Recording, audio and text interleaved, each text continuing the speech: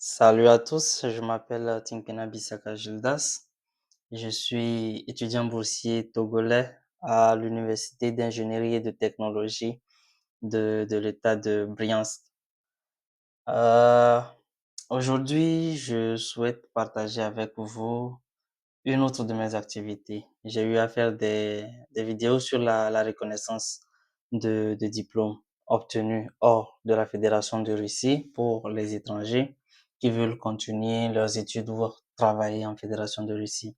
J'ai également fait des vidéos pour expliquer comment postuler à la bourse de coopération de la Fédération de Russie.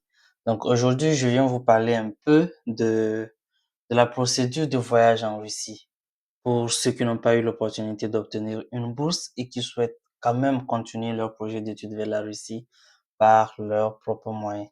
Donc, c'est de ça qu'il va s'agir dans cette vidéo. Alors, qu'est-ce qu'il faut savoir des études en Fédération de Russie?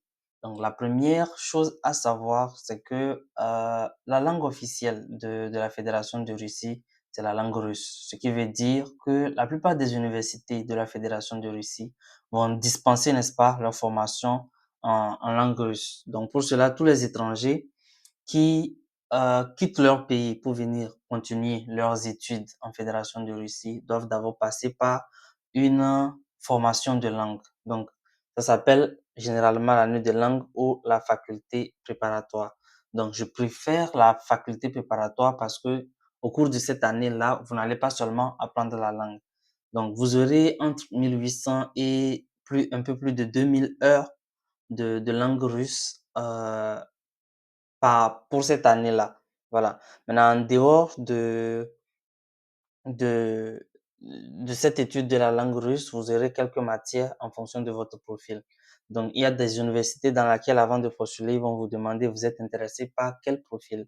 Si vous êtes intéressé par le profil médical, en dehors de la langue russe, on va vous enseigner, n'est-ce pas, les sciences biologiques, on va vous enseigner la chimie, généralement les matières qui vont vous préparez au concours d'entrée de médecine. Si vous êtes intéressé par les filières d'ingénierie, vous allez choisir le profil technique.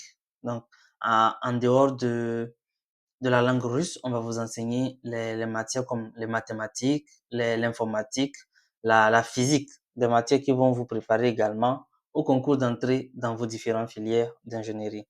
Voilà. Donc, il est possible également d'effectuer ses études en Fédération de Russie en langue anglaise. Donc, c'est de plus en plus commun. Mais ces universités-là sont très peu. Il y a très peu d'universités qui offrent des formations en anglais et ces formations-là sont vraiment chères. Si vous n'avez aucun soutien comme une bourse, c'est vraiment compliqué de pouvoir gérer vous-même vos frais d'études, vos frais de logement et tout. Voilà, parce que le montant approximatif, c'est entre 250 000 et 350 000 par an pour une formation en anglais. Alors que la même formation, vous pouvez la trouver à 100 000 roubles ou à 150 000 roubles l'année. Donc, voilà.